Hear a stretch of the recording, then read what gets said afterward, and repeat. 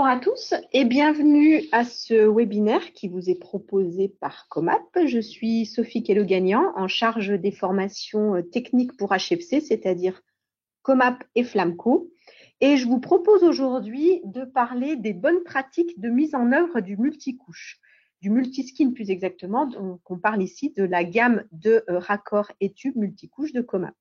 Alors, vous verrez que ce n'est pas très compliqué. Néanmoins, il faut faire les choses correctement de manière à assurer la fiabilité de l'installation. Alors, ce webinaire va durer entre 20 et 30 minutes. Et comme d'habitude, vous pouvez poser des questions à l'écrit et j'y répondrai après le webinaire. En termes de sommaire, je vous propose de reparler de la sélection du tube en fonction des applications. Donc, diamètre du tube, application et notamment ce qu'on propose en termes de diamètre de tube. Un rappel de la gamme Multiskin, puisqu'en fait, c'est vraiment de cette gamme-là que je vais parler en termes de bonnes pratiques. On parlera ensuite de la préparation du tube avec la coupe, le cintrage, la calibration. On parlera de la machine à sertir, puisqu'on va plutôt faire un focus sur le sertissage. Un point sur les gros diamètres. L'entretien de la machine à sertir, l'insertion du tube dans le raccord, le sertissage proprement dit, ce qu'on recommande, et puis notamment en cas de batterie vide par exemple. Et on terminera par les distances à respecter entre deux raccords avant la conclusion. Alors tout d'abord, sélection du tube, donc diamètre des tubes et sélection en fonction de l'application. On parle de tubes synthétiques, donc quand on vous donne le diamètre des tubes, c'est un diamètre extérieur qu'on vous donne et on vous donne également l'épaisseur. C'est ce que vous voyez sur le tableau de droite. Donc en fait, dans le cadre de Comap, les tubes qui sont proposés vont du diamètre 14 au diamètre 75, le 14 n'étant pas vendu en France. En France, on vend beaucoup du 16. Et vous avez après l'épaisseur, donc du 14 au diamètre 26, on a 2 mm d'épaisseur, ce qui veut dire un diamètre interne pour, par exemple, le 16, 16 moins 2 fois l'épaisseur, on a donc un diamètre interne de 12. Quand on passe au diamètre 32, on a 3 mm d'épaisseur, donc il faut enlever 6 mm pour avoir le diamètre intérieur. Le 40, on est sur 3,5 mm d'épaisseur, le 50 sur 4 mm d'épaisseur et on va jusqu'au diamètre 75 où là, on a 6 mm d'épaisseur. Pour vous donner un ordre de grandeur de la puissance qu'on peut faire passer dans un tube, en fait, pour choisir ce tube, on va s'intéresser au niveau du chauffage, à la vitesse de circulation. En chauffage, globalement, pour vous donner un ordre de grandeur, dans le réseau terminal, on va faire en sorte d'avoir une vitesse faible pour éviter le bruit. Donc, on va se caler au maxi à 0,5 mètres par seconde. Dans les colonnes, on peut aller plus vite. Ça dépend si la colonne passe à travers le logement ou pas. S'il ne passe pas à travers le logement, on peut éventuellement aller jusqu'à 1 mètre par seconde. Les vitesses que je vois le plus souvent, c'est 0,8 mètres par seconde dans les colonnes. En chaufferie, on peut aller beaucoup plus vite, 2 mètres par seconde, parce qu'on est loin des logements, donc si c'est bruyant, ce n'est pas très grave. Donc ça, c'est pour le choix au niveau du chauffage. Au niveau sanitaire, côté réglementation française, on se cale par rapport au DTU 60.1. Sélection par application, donc globalement en chauffage réseau terminal, on sera plutôt sur des diamètres 16 à peu près. Plancher chauffant également, on est plutôt sur des diamètres 16. Piquage, colonne, logement, on va être un peu plus haut, diamètre 18, 20, 26. Les colonnes, on verra du diamètre 40 par exemple. Et en chaufferie, bien entendu, ça sera beaucoup plus gros. Pour un exemple d'application, en diamètre 75, si on fait un calcul un peu à la louche, on a un diamètre interne de 63 mm. Si je prends une vitesse de 1,5 m par seconde et un delta T de 20, ça veut dire que la puissance que je peux faire passer à travers mes tubes est supérieure à 400 kW. En RT 2020, au niveau réglementation française, ça veut dire qu'on a une centaine de T3 qui peuvent être alimentés de cette manière. Voilà, ça vous donne l'ordre de grandeur, donc sachez déjà que dans un tube de diamètre 75, on peut faire passer énormément de puissance. Et comme on a des logements dans le neuf qui sont de plus en plus isolés, globalement, il y a quand même de moins en moins besoin de très gros tubes. Ça dépend après effectivement de la taille de l'installation. Au niveau sanitaire, vous allez voir le tableau en bas à droite ici avec qui nous vient du DTU. Le DTU nous donne un diamètre intérieur minimum de canalisation en fonction de l'application, si c'est évier, lavabo, bidet, baignoire, etc., de manière à avoir un débit, à assurer un débit minimum. Donc, ça veut dire que pour l'évier, la douche, là où on veut 12 mm en diamètre intérieur minimum, on va prendre un diamètre 16, hein, ça correspond complètement. Lavabo, WC, lave-linge, 10 mm de diamètre intérieur minimum. Donc, c'est pareil, on prendra le diamètre 14 s'il est à disposition, autrement un diamètre 16. Et pour la baignoire, ça sera un diamètre plus important puisqu'il nous faut 13 mm de diamètre minimum. Donc, ça veut dire que le diamètre 16 ne correspond plus et on prendra un diamètre supérieur, au moins 18. Donc, voilà un petit peu en termes de sélection, dans les grandes lignes. On regarde la vitesse de circulation côté chauffage, refroidissement, etc. Pour le sanitaire, on se réfère au DTU. Alors, un rappel de la gamme avant de passer aux bonnes pratiques. La gamme Multiskin, c'est en fait 2 raccords à sertir, parce que je vais quand même plus parler de sertissage. Donc, un raccord à sertir en laiton étamé, un raccord à sertir synthétique. Ils vont se sertir avec les mêmes machines, les mêmes profils, c'est la même chose. Il existe aussi un raccord instantané. Dans ce cas de figure, on n'a pas besoin d'outils du tout. Au niveau des tubes, Comap propose 2 gammes de tubes. Une gamme Multiskin 4 plutôt premium parce que la couche d'aluminium est importante. On est sur 0,4 mm d'aluminium pour le tube de 16. Et le Multiskin 2 qui est plutôt pour les réseaux type encastré par exemple, où là on a une lame d'aluminium plus fine, 0,2 mm sur le tube de 16. Typiquement, le Multiskin 4, comme il a une couche épaisse en aluminium, il va pouvoir être utilisé là où on a besoin de faire des colonnes, des belles lignes droites, parce qu'en fait, ça ne bougera pas du tout. Alors, commençons par la préparation du tube. La préparation du tube est très importante dans la mise en œuvre du multicouche. Pour couper le tube, tout d'abord, il existe des coupes-tubes. Donc, forcément, on va vous orienter vers les outils Comap pour calibrer le tube, couper le tube, surtout pour le calibrage. C'est d'autant plus important d'utiliser les outils Comap pour le raccord instantané. Si pour le raccord à sertir, vous avez d'autres outils, ça passera. Mais pour le raccord instantané, typiquement, choisissez obligatoirement les outils Comap pour être sûr de préparer votre tube correctement. Alors, tout d'abord, couper le tube. On va utiliser un coupe-tube qui permettra de couper le tube, qui va permettre aussi de couper la gaine. Par contre, on ne coupera pas l'isolant avec un coupe-tube, ça ne donnera pas un résultat très propre. La position, c'est 90 degrés par rapport au tube. Pour couper proprement, on peut éventuellement tourner le tube, mais globalement, pour les petits diamètres, le diamètre 16, ça se coupera très bien. Donc, une coupe franche à 90 degrés pour que ce soit propre. Attention à couper le tube à la bonne longueur. Vous avez des raccords à sertir.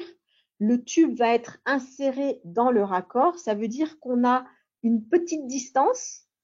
Si on prend le diamètre 16 par exemple, vous allez avoir dans le raccord une distance de 23,8 mm, autrement dit 2,4 cm à peu près, de part et d'autre, donc d'un raccord à l'autre. Donc il faut bien penser à prévoir ces 2,4 cm, puisqu'en fait, en termes de distance dans votre installation, ils vont être perdus dans le raccord. Donc c'est une distance double entre le raccord et le tube multicouche, donc il ne faut pas l'oublier. Dans vos calculs de dimension, il ne faut pas oublier cette partie qui est cachée dans le raccord. Maintenant, on va calibrer et bavurer le tube, étape très importante. Donc pour ça, il y a des outils adaptés. Les outils Comap, vous avez les bavureurs à main. Donc ici, une poignée qui va bien avec la partie, avec les ébavureurs, donc qui sont classés par diamètre. On va de 14 à 75 mm. Donc ça, c'est les bavureurs à main simples. Il existe aussi un ébavureur triple, un outil de calibrage triple qui fait les 3 diamètres les plus couramment utilisés, le 16, le 20 et le 26. On va revenir sur l'opération de calibrage proprement dite. On va tourner dans le sens des aiguilles d'une montre. Et en fait, ce qu'on attend, c'est de récupérer un copeau de matière plastique. Une fois qu'on a récupéré un copeau, la manip est faite. Il n'y a pas besoin d'aller plus loin. Les ébavureurs de diamètres différents peuvent être montés sur une visseuse. C'est même très pratique. À ce moment-là, la visseuse, on va la faire fonctionner à faible vitesse, 500 RPM ou vitesse 1. C'est pareil dans le sens des aiguilles d'une montre. Et on attend, alors j'ai mis 5 secondes. c'est un petit peu à la louche, mais là aussi, on attend juste de récupérer un copeau. Il ne faut pas aller trop loin dans les bavurages, autrement, on va vraiment dégrader l'extrémité du tube. Donc, c'est un copeau qu'on attend, c'est tout. Voilà, vous avez sur la photo à gauche ici le résultat qui est attendu. Donc, on veut retrouver la forme cylindrique du tube, on veut enlever les bavures, on veut faire un chanfrein interne ou externe. L'objectif de ça, en fait, c'est pas d'aller blesser le joint, c'est de ne pas blesser le joint qui est à l'intérieur du raccord. Donc, voilà ce qu'on attend. Si votre tube est complètement grippé sur la surface extrême, il y a des chances que derrière, on blesse le joint. Et ça, vous l'aurez si jamais vous allez trop loin avec la visseuse. Donc, on a dit juste un copeau dans le sens des aiguilles d'une montre. OK? Comme on l'a évoqué, idéalement, on utilise les outils Comap pour préparer le tube quand on va mettre en œuvre du multiskin. Et c'est obligatoire si on utilise le raccord push pour garantir le résultat. La mise en forme du tube, donc on peut faire un cintrage manuel, c'est le gros avantage du multicouche. Multicouche, le multiskin 16 mm, cintrage manuel, ça va très bien. Pour quelque chose de plus propre, on peut utiliser aussi le ressort de cintrage. Pour les gros diamètres, on ira vers une machine hydraulique pour pouvoir faire une mise en œuvre correcte. Alors, quelques mots maintenant sur la machine à sertir. Comap propose 3 machines à sertir, une petite, une moyenne et une grande. La petite, donc les 3 sont montées sur batterie. La petite va permettre de sertir, que ce soit des raccords plastiques ou des matériaux plastiques ou des matériaux métalliques, ça change rien du tout, on peut utiliser les mêmes machines. Donc la petite va permettre de sertir du diamètre 12 au diamètre 32. La seconde du diamètre 12 au diamètre 75 et la troisième du diamètre 35 au 108. 108, typiquement, on est sur de l'acier, par exemple. Okay. Il faut savoir que les raccords et tubes multiskin sont certifiés pour être sertis avec 3 profils de sertissage, TH, H et U, et avec les outils Novopress. C'est ce qu'il y a dans le certificat. Il y a d'autres marques qui ont été validées par Comap, Rems, Cloque, Virax, Rottenberger. Vous allez trouver ça notamment dans le catalogue. Dans le catalogue, vous avez une page où les machines sont identifiées. Vous pouvez les utiliser pour sertir vos raccords Comap. Si jamais vous voulez utiliser d'autres outils, vous contactez Comap pour voir si c'est bon ou pas. Chose importante, parce que c'est des questions qui sont déjà revenues, si on utilise une machine Novopress, par exemple, on utilise la machine Novopress, la mâchoire Novopress, les inserts Novopress. On ne mélange pas les éléments de machines différentes. Autrement, ça ne fonctionne pas. Du moins, ce n'est pas garanti. Et vous n'êtes pas sûr du résultat du tout. Alors, les profils. En fait, les profils de sertissage, ça veut dire qu'on va venir écraser la douille du raccord sur le tube, sur la canule. L'objectif, c'est d'avoir la tenue mécanique d'une part et l'étanchéité. Pour ça, on peut le faire avec 3 profils de sertissage sous forme d'insert, par exemple. On va voir qu'il existe aussi des mâchoires monoblocs, mais ce qui est important, c'est les 3 profils. Profil TH, vous avez cette empreinte-là. Profil U, ça ressemble à ça. Profil H, ça ressemble à ça. Ce qui va changer, en fait, c'est la position du raccord à l'intérieur de l'insert, et notamment la bague verte du raccord Comap. Au niveau du résultat, c'est garanti de la même manière. Ça donne la même fiabilité de résultat. Sur les inserts, vous allez avoir un marquage qui vous indique le type d'insert. Est-ce que c'est du TH, du U, du H, voire autre chose, parce qu'il existe plein d'inserts. Et vous avez la petite couleur ici. Ici, c'est du vert. Donc, ça peut être jaune, ça peut être vert, rouge, etc. en fonction du diamètre de l'insert. Okay. Donc, par exemple, un raccord à sertir multicouche diamètre 16, on va le sertir avec un insert diamètre 16, qu'il soit TH, U ou H. Alors, préparation de la machine à sertir, 2 possibilités. Soit on a des inserts, comme je l'ai montré sur la slide précédente. Autrement dit, vous avez une machine avec ce qu'on va appeler une mâchoire mère. Et dans cette mâchoire mère, on introduit l'insert qui correspond donc au raccord qu'on veut sertir. Dans notre cas de figure, TH, H et U. L'insert que vous voyez sur la photo à gauche, c'est un insert TH. L'autre possibilité, c'est que sur la machine, vous avez des mâchoires monoblocs, c'est-à-dire que l'insert et la mâchoire ne font qu'un. Ça fonctionne aussi. Ça va être le cas ici, par exemple, de la mâchoire monobloc, donc de la mâchoire en profil U. Dans le cas de la photo, c'est ça. Et comme je vous dis, dans les deux cas de figure, vous aurez le même résultat dans la mesure où le sertissage est fait correctement. Alors, ce qui change, c'est la position donc, du raccord dans l'insert. Sur la gauche ici, que ce soit la photo ou le schéma, vous voyez par exemple un insert U. Donc, en fait, le visu contrôle vert ici va permettre de se positionner correctement dans l'insert, ou ici dans la mâchoire. Donc, en U, vous voyez que la mâchoire est contre la bague visu contrôle, contre la butée. C'est ce que vous voyez aussi sur le schéma en haut à gauche, on est contre cette butée verte. Quand on est en insert TH, c'est différent. On va mettre en fait le visu contrôle vert dans la gorge de l'insert TH. Ça permet de garantir qu'on sera positionné correctement dans la machine. Ce qu'on recommande, c'est d'utiliser un insert TH parce qu'on sait que la bague doit être dans la gorge, donc il n'y a pas de souci, on ne va pas se tromper. L'éventuelle difficulté qu'on peut voir avec le profil U, par exemple, c'est que si on se décale par rapport à la butée, on risque de ne pas faire un sertissage correct. D'accord? Donc, bien être contre la butée. Donc, comme vous le voyez, le profil TH permet d'avoir un visu contrôle, donc la bague verte, qui est complètement dans l'insert. Donc, on ne peut pas se tromper. Alors, un mot sur les gros diamètres. Je n'ai pas évoqué les gros diamètres pour la préparation du tube. Donc, à partir du diamètre 40, vous avez un outil de calibrage qui ressemble à ce que vous avez là à gauche. Donc, pareil, outil Comap. Donc, ça, on va l'installer sur une visseuse, enfin, un appareil qui va bien. Et ensuite, en fait, au niveau du sertissage, ça ne sera plus une mâchoire monobloc ou un insert, ça sera une chaîne. Ici, vous avez à l'image une chaîne de diamètre 40, donc elle va fonctionner avec un adaptateur. Donc en fait, l'adaptateur va être positionné dans la machine et on va venir serrer avec l'adaptateur la partie basse de la chaîne qu'on aura positionnée autour du raccord. On va serrer avec le couple de serrage qui va bien, de manière à faire le sertissage. Voilà, donc quand on arrive au diamètre 40, il n'y a plus d'inserts qui permettent de faire l'opération. Ce sont des chaînes qu'on met autour du raccord, avec le tube bien entendu dans le raccord. C'est beaucoup plus lourd, mais ça fonctionne très bien aussi.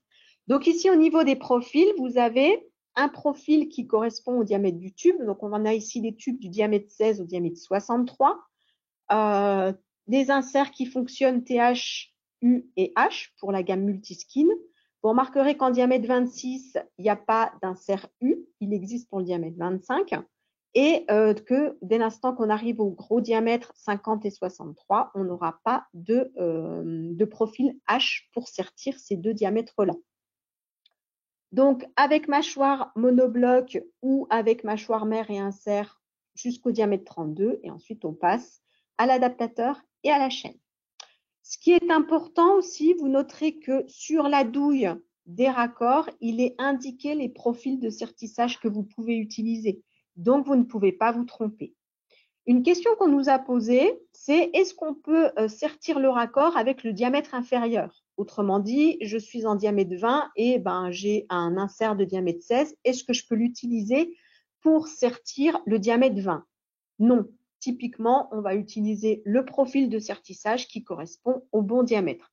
Si vous utilisez le diamètre inférieur, qu'est-ce qui va se passer? Déjà, la douille, vous allez avoir du métal qui va être compressé, donc une espèce d'épaulement de métal. Donc, globalement, c'est pas normal. Et en plus, il n'y a rien qui vous garantit que ça va fonctionner correctement derrière. La fiabilité de l'installation peut être mise en cause. Donc, non, on utilise le bon diamètre pour l'insert de bon diamètre pour le diamètre de tube qu'on souhaite sertir. Autrement, on ne peut pas garantir. Chose que j'ai oubliée et que je mentionne ici quand j'ai évoqué la gamme multicouche, c'est qu'on parle d'un système fermé. C'est-à-dire qu'il faut que, pour avoir une garantie au niveau de l'installation, il faut que les raccords et le tube viennent du même fabricant. Pourquoi? c'est parce que il y a chez un fabricant, il y a toujours des petites incertitudes sur le diamètre des tubes. Il y a une acceptabilité au niveau des diamètres, hein. On a une fourchette de diamètre acceptable pour un diamètre donné. Ça, c'est pris en compte au niveau de la technologie du multiskin et des raccords. Donc, on valide complètement l'installation du côté de Comap. Par contre, on ne peut absolument pas valider le fait que nos raccords multiskin vont pouvoir fonctionner avec des tubes de la concurrence. Le multicouche, quel que soit le fabricant, est un système fermé. Si vous ne prenez pas tube et raccord du même fournisseur, derrière, vous n'aurez pas la garantie de l'installation. Alors, l'entretien de la machine à sertir. N'oubliez pas qu'une machine à sertir, ça s'entretient.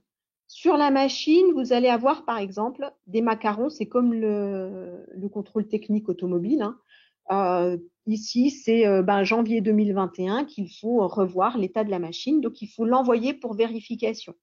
Les produits Comap, les machines Novopress sont envoyées par Comap chez SAV de l'Est. Il faut voir les autres machines. Il faut vous renseigner pour savoir comment entretenir correctement votre machine. Ça veut dire que derrière le fabricant de la machine ou le centre qui s'occupe de l'entretien va regarder notamment le couple de serrage de la machine. Donc, vous avez un macaron sur la mâchoire, monobloc ou mâchoire mère, et vous aurez un macaron sur la machine pour savoir quand il faut envoyer la machine pour sa maintenance, son entretien, sa vérification. On étalonne une machine en fait.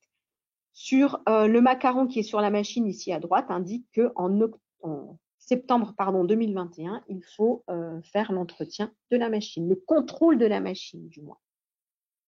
Ça se fait, ça peut être tous les 2 ans, ça dépend des machines, ça peut être tous les 2 ans, ça peut être tous les 10 000 sertissages. Aujourd'hui, il y a des machines Bluetooth avec une appli qui vous indique qu'au bout de tant de sertissage, il faut envoyer la machine pour vérification.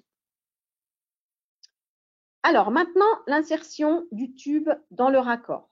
C'est globalement simple, encore faut-il le faire correctement. Ce qu'on préconise, bon, bien entendu, on enlève le bouchon, autrement on ne peut pas insérer le tube. On va, idéalement, c'est quand même bien de jeter un œil à l'intérieur du raccord pour s'assurer que le joint est correctement positionné. Si le joint n'est pas correctement positionné, ça veut dire qu'il est moins bien positionné dans sa gorge ou il est plus dans sa gorge, vous le voyez tout de suite. On va insérer le tube axialement par rapport au raccord et idéalement, on va tourner en poussant de manière à justement ne pas arracher le joint. Il est important d'aller jusqu'à la butée. Donc, sur les raccords, que ce soit à sertir ou sur le raccord push, il y a une fenêtre de visualisation qui vous permet de voir que le tube a été inséré jusqu'au fond du raccord, donc que la manipulation est correcte. Et il faut que le tube soit inséré jusqu'au bout du raccord. Autrement, vous ne savez pas du tout où ça s'arrête. Le sertissage proprement dit, maintenant. Alors, le risque typiquement, c'est pas tellement de mal sertir, surtout avec un insert TH, mais c'est d'oublier de sertir. En fait, ce qu'on recommande, c'est de faire le montage de l'installation complète ou en partie et sans sertir. Notamment, ça permet de bien caler les angles parce qu'une fois que c'est serti, on pourra peut-être plus bouger, on pourra plus bouger les tubes. Et en fait, on va sertir tous les raccords et ensuite, pour vérifier qu'on a serti correctement, on va enlever le visu contrôle. Ça permet de valider que ça a été fait. Pourquoi en fait, la vérification du sertissage avec ce visu contrôle vert, on peut le faire visuellement. La bague est écrasée au moment du sertissage ou au toucher si on est au fond d'un placard, par exemple. Donc, on sent que la bague a été écrasée. La baguette écrasée, elle ne va pas tomber toute seule, il faut l'arracher. On recommande en fait d'arracher cette bague, même si ce n'est pas obligatoire, surtout si les raccords sont cachés, mais notamment ça permet de valider le fait qu'on a bien serti le raccord et que l'installation est faite correctement. Le résultat de plus est quand même plus esthétique sans cette bague verte. En cas d'oubli de sertissage, sachez tout de même qu'il y a une sécurité. Si le raccord est non serti, à l'intérieur, il y a un joint avec 3 petites encoches qui vont garantir une fuite au moment du test de mise en eau. Ça va goûter, vous allez le voir. D'accord ? Une fois que c'est serti, c'est étanche, mais si vous oubliez le sertissage, vous aurez la fuite. C'est important parce que si jamais on n'avait pas ces encoches, si on n'avait pas ce joint qui permet cette forme de joint qui permet de garantir la fuite quand c'est pas serti, vous pouvez ne rien voir du tout au moment du test de mise en eau parce que ça sera déjà suffisamment étanche, même sans sertissage, mais que petit à petit, dans la vie de l'installation, vous allez avoir le tube qui va sortir petit à petit du raccord jusqu'au moment où vous avez une vraie fuite et un sinistre. Donc, sachez quand même qu'il y a une sécurité au niveau des raccords Comap pour être sûr que vous n'allez pas oublier le raccord. Vous n'allez pas oublier de sertir le raccord. Alors, en cas de décharge de batterie, qu'est-ce qui se passe? Plusieurs possibilités sur les batteries. En fait, sur les machines, il y a une sécurité.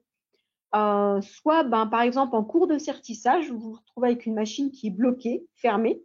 Donc, ça veut dire qu'il faut enlever la batterie, la mettre en charge quelques secondes, ou 2 minutes, 5 minutes, enfin bref, comme vous voulez.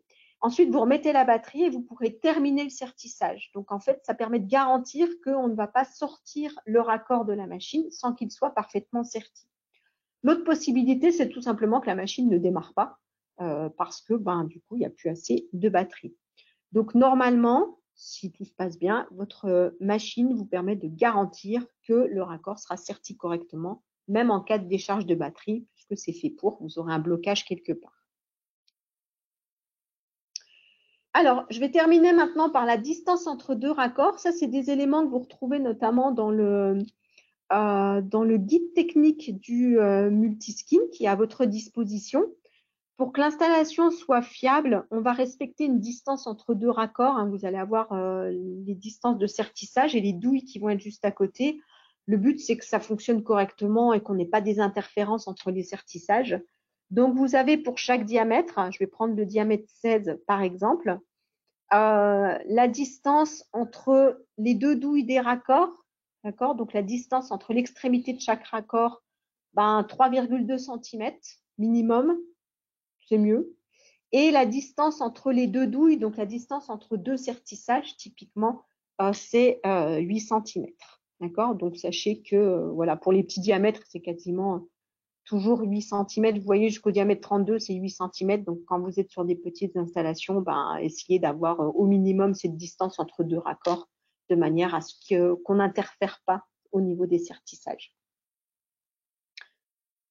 J'en ai terminé, ce webinaire est terminé. J'espère que ces bonnes pratiques vous serviront. N'hésitez pas à poser des questions si vous en avez. Ça peut notamment me permettre d'enrichir une vidéo que je vais faire sur le sujet, si jamais il y a beaucoup de questions. Vous allez retrouver ce webinaire sur YouTube. Nous allons donc, pour la saison d'été, arrêter les webinaires. Ça reprendra au mois de septembre. En attendant, retrouvez-nous sur CoExpert. Il y a beaucoup d'articles qui sortent, notamment sur l'équilibrage, donc profitez-en. Et retrouvez-nous également sur les réseaux sociaux pour toute l'actualité de Flamco et Comap.